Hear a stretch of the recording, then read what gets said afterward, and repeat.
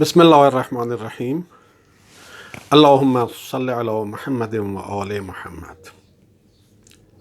ماہ مبارک رمضان نزول قرآن کا مہینہ ہے، جیسا کہ سورہ بقرہ کی آیت نمبر 185 میں اللہ تعالیٰ کا ارشاد ہے، شہر رمضان الذی انزل فیہ القرآن۔ رمضان کا مہینہ وہ مہینہ ہے جس میں قرآن نازل کیا گیا۔ یہ قرآن کس پہ نازل ہوا؟ حضرت محمد صلی اللہ علیہ وآلہ وسلم پر نازل ہوا، جو اللہ کے آخری نبی ہیں، جو اللہ کے آخری رسول ہیں۔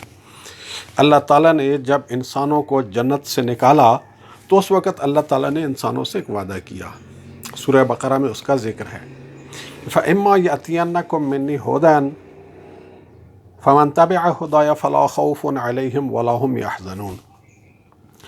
تمہارے پاس میری طرف سے ضرور ہدایت آئے گی۔ فَمَن تَبِعَ هُدَايَ فَلَا خَوْفٌ عَلَيْهِمْ وَلَا هُمْ يَحْزَنُونَ۔ جو لوگ میری ہدایت کی اتباع کریں گے، جو لوگ میری ہدایت کی پیروی کریں گے، جو لوگ میری ہدایت کو فالو کریں گے، وہ ہر قسم کے خوف اور ہر قسم کے غم سے آزاد ہوں گے۔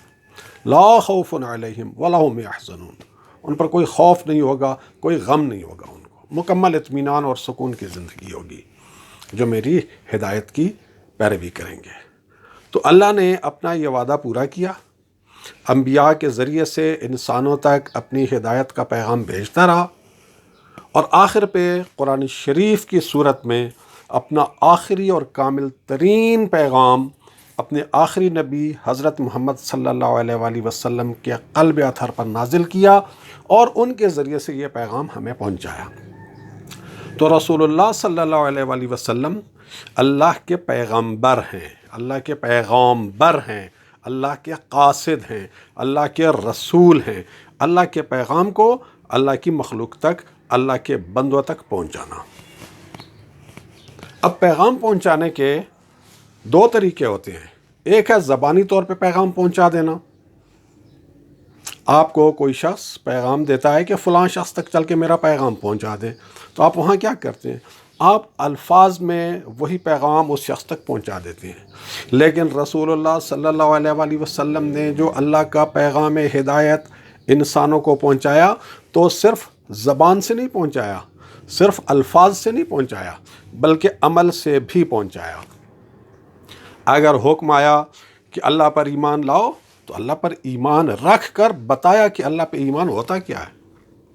اگر حکم آیا کہ نماز قائم کرو، تو نماز قائم کر کے بتایا کہ نماز کیا ہوتی ہے۔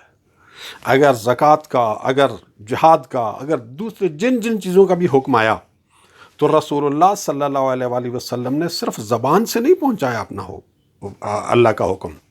رسول اللہ صلی اللہ علیہ وآلہ وسلم نے زبان سے پہنچانے کے ساتھ ساتھ اس پر عمل کر کے دکھایا، تو اپنے عمل سے بھی دکھایا۔ رسول اللہ صلی اللہ علیہ وآلہ وسلم کی عظمت، رسول اللہ صلی اللہ علیہ وآلہ وسلم کی شان، رسول اللہ صلی اللہ علیہ وآلہ وسلم کے مرتبے کی بلندی ہے ہی اسی چیز میں کہ آپ نے ہمیں اللہ کا پیغام پہنچایا۔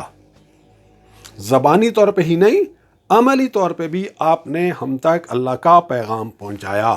آپ کی شان، آپ کی عظمت، آپ کی بلندی ساری اسی چیز کی وجہ سے ہے کہ آپ نے ہمیں اللہ کا پیغام پہنچایا، اور اتنے پرفیکٹ طریقے سے پہنچایا ہے زبانی اور عملی لحاظ سے کہ اگر رسول اللہ صلی اللہ علیہ وآلہ وسلم کی زندگی کو دیکھا جائے، تو رسول اللہ صلی اللہ علیہ وآلہ وسلم کی زندگی قرآن شریف کی عملی تعبیر ہے۔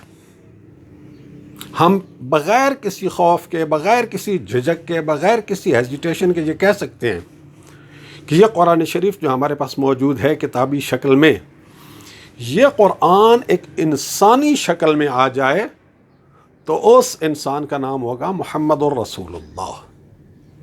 اور محمد الرسول اللہ صلی اللہ علیہ وآلہ وسلم کی شخصیت ایک کتاب کی شکل اختیار کر لے تو اس کتاب کا نام ہوگا قرآن مجید۔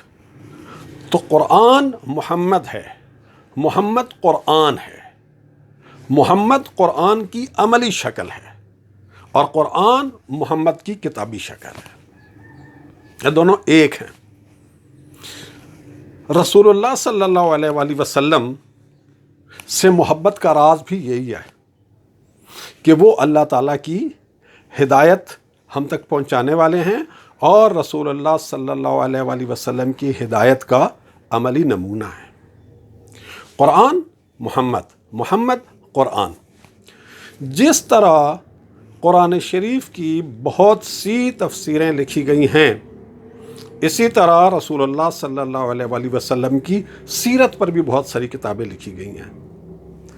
جس طرح قرآن شریف کی کئی جلدوں میں تفسیریں لکھی گئی ہیں اور لکھی جاتی رہیں گی، اسی طرح رسول اللہ صلی اللہ علیہ وآلہ وسلم کی سیرت طیبہ پر بھی کئی جلدوں پر مشتمل کتابیں لکھی گئی ہیں اور لکھی جاتی رہیں گی۔ اس میں کسی قسم کے شک و شبے کی گنجائش نہیں ہے۔ قرآن اور محمد ایک۔ جس طرح سے قرآن مجید کی تفسیروں کا سلسلہ چلتا آ رہا ہے کئی جلدوں میں، اسی طرح سے سیرت نبوی کا بھی سلسلہ جاری ہے اور جاری رہے گا۔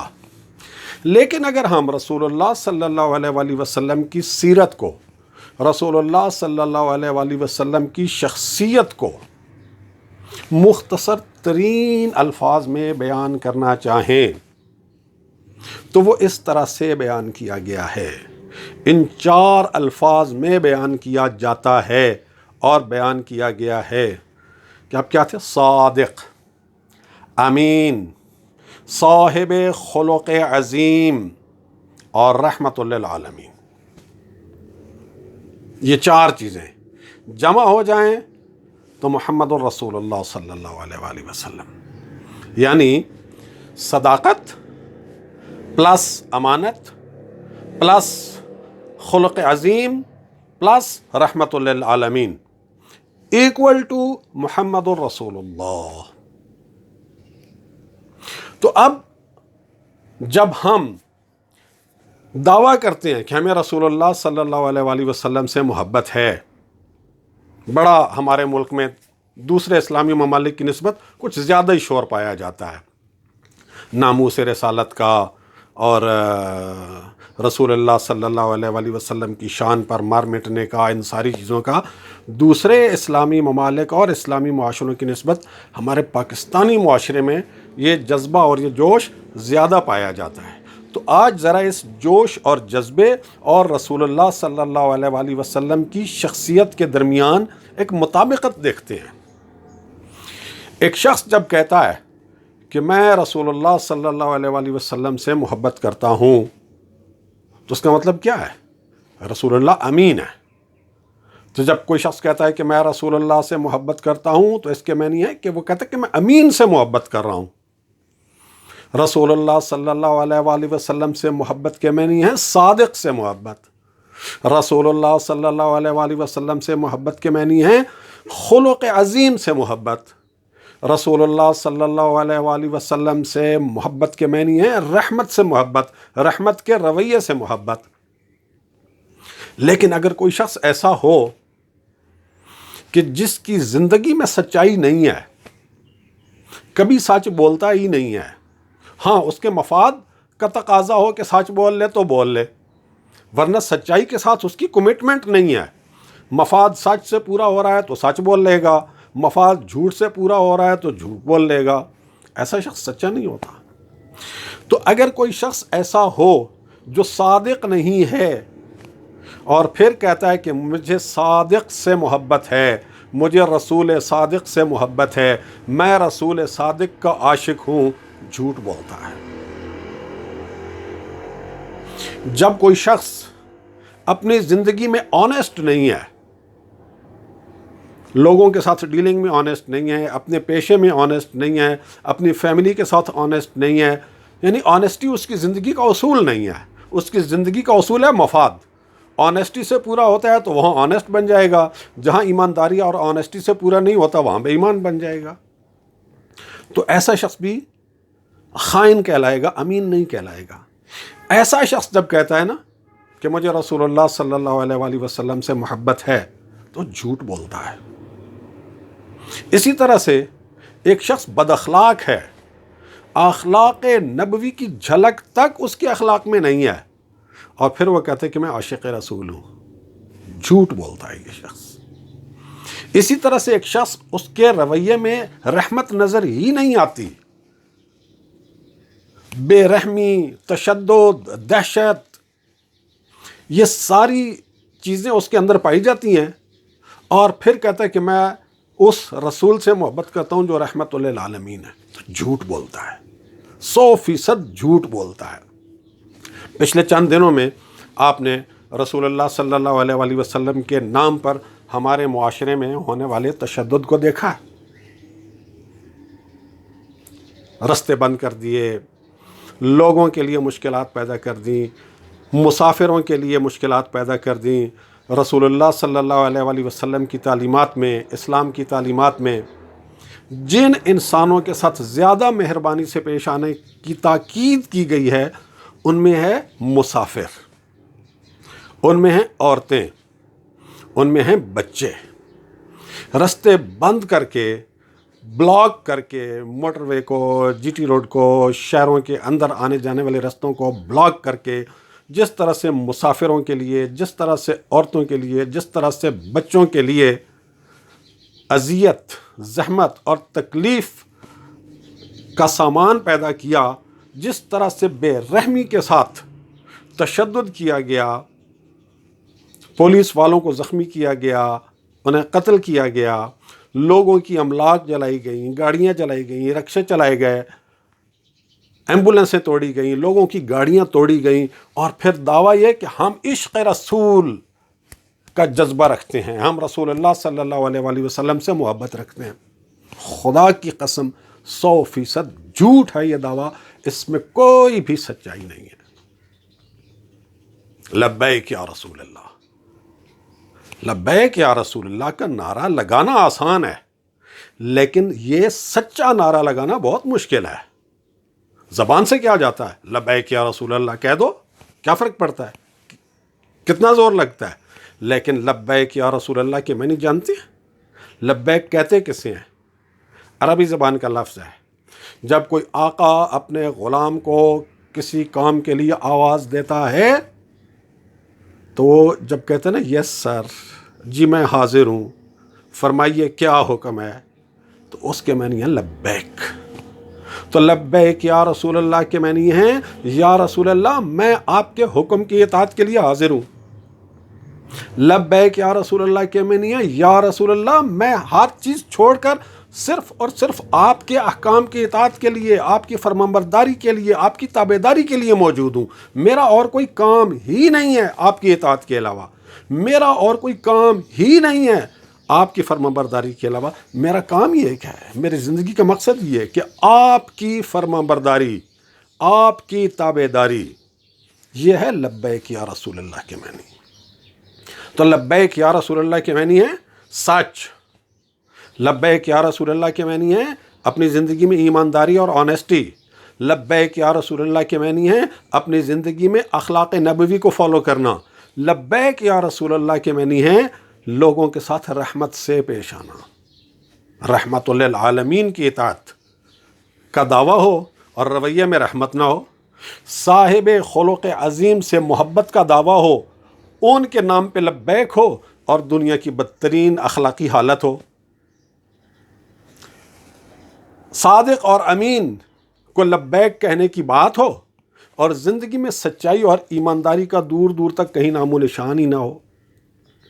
پوری دنیا میں مشہور ہو ایک قوم جھوٹی اور بے ایمان قوم کے طور پر، اور ایک قوم مشہور ہو جائے کہ اس قوم کا مزاج ہی دہشت گردی کا مزاج ہے، اس کا مزاج ہی تشدد کا مزاج ہے، اس کے مزاج میں رحمت ہی نہیں ہے، اور پھر وہ قوم دعویٰ کرے کہ ہم صادق، امین، صاحب خلق عظیم، رحمت للعالمین رسول کے عاشق ہیں، تو جھوٹ ہے، جھوٹ ہے، جھوٹ ہے۔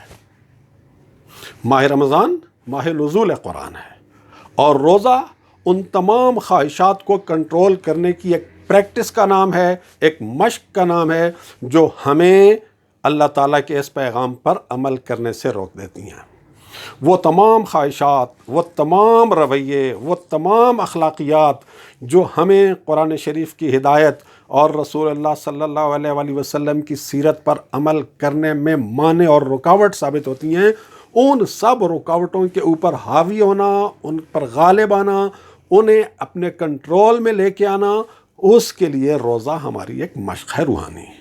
تو روزے کا مقصد یہ ہے کہ اپنے آپ کو کنٹرول کیا جائے، اپنی خواہشات کو کنٹرول کیا جائے، اپنے جذبات کو کنٹرول کیا جائے، اپنے ہر اس منفی جذبے کو کنٹرول کیا جائے جو ہمارے اور اللہ کے کتاب کے احکامات اور رسول اللہ کی سیرت کے اندر بیان کیے گئے جو ہدایات ہیں ان کو فالو کرنے میں جو رکاوٹ بنتے ہیں۔ تو اگر ہماری زندگی میں جھوٹ ہے، اگر ہماری زندگی میں بے ایمانی ہے، اگر ہماری زندگی میں بد اخلاقی ہے، اگر ہماری زندگی میں رحمت کا رویہ نہیں ہے، اور ہماری ذاتی زندگی میں، خاندانی زندگی میں، معاشرتی زندگی میں، سیاسی زندگی میں، قومی رویے میں جھوٹ، بے ایمانی اور غیر اخلاقی رویے اور بے رحمی کا رویہ اگر ہے، تو پھر جتنا مرضی ہے لگے رہیں، لبیک یا رسول اللہ، لبیک یا رسول اللہ، لبیک یا رسول اللہ۔ جتنی دفعہ لبیک یا رسول اللہ کہیں گے تو سمجھ لیں کہ اتنی دفعہ جھوٹ بولا ہے، اور جھوٹ کے بارے میں قرآن کا فیصلہ ہے کہ جھوٹے کے اوپر اللہ تعالیٰ کی لعنت ہوتی ہے۔ تو اگر ایک شخص جھوٹا ہے، ایک شخص بے ایمان ہے، ایک شخص بد اخلاق ہے، ایک شخص بے رحم ہے، تو جتنی دفعہ وہ کہے گا لبیک یا رسول اللہ، اتنی دفعہ جھوٹ بولے گا اور اتنی دفعہ لعنت اس کے چہرے کے اوپر ملی جائے گی۔ تو لبیک یا رسول اللہ کے معنی کو سمجھیں۔ لبیک یا رسول اللہ کے معنی ہے سچائی کو لبیک اور جھوٹ سے کنارہ کشی۔ لبیک یا رسول اللہ کے معنی ہے آنیسٹی اور ایمانداری کو لبیک، بے ایمانی اور خیانت سے مکمل دوری۔ لبیک یا رسول اللہ کے معنی ہے اخلاق نبوی کو لبیک اور ہر قسم کی بد اخلاقی سے مکمل دوری۔ لبیک یا رسول اللہ کے معنی ہے رحمت کے رویے کو لبیک اور ہر قسم کی بے رحمی، تشدد اور ظلم اور زیادتی سے دوری۔ تو لبیک کا نعرہ لگانا ہے تو اس کے معنی کو بھی سمجھنا ہوگا۔ معنی کو سمجھے بغیر ایک تماشے کے طور پہ آپ لبیک یا رسول اللہ کا نعرہ لگاتے ہیں، ایک سیاسی دکانداری کے طور پر، ایک سیاسی کھیل کے طور پر، تو وہ مرضیہ روک کوئی نہیں سکتا، لیکن حقیقت میں پھر اس کا لبیک یا رسول اللہ کے ساتھ کوئی تعلق نہیں ہوگا۔ اللہ تعالی ہمیں رسول اللہ صلی اللہ علیہ وآلہ وسلم کی سیرت اور قرآن شریف کی تعلیمات کے مطابق عملی رویہ اختیار کرنے کی توفیق عطا فرمائے، اور جو ہم زبانی دعوے کرتے ہیں ہمیں ان زبانی دعووں پر عمل کرنے کی خواہش نصیب فرمائے۔ خواہش مل جائے تو پھر اگلے مرحلے پر توفیق کی دعا کی جائے۔ فی الحال تو ہمارے ہاں خواہش ہی نہیں ہے، صرف نعرے ہیں۔ تو اللہ تعالیٰ سے دعا مانگتے ہیں کہ اللہ تعالیٰ ہمیں اخلاق نبوی، صداقت، امانت، خلق عظیم اور رحمت کے رویے کو اپنانے کی خواہش عطا فرمائے۔ والسلام علیکم ورحمۃ اللہ وبرکاتہ۔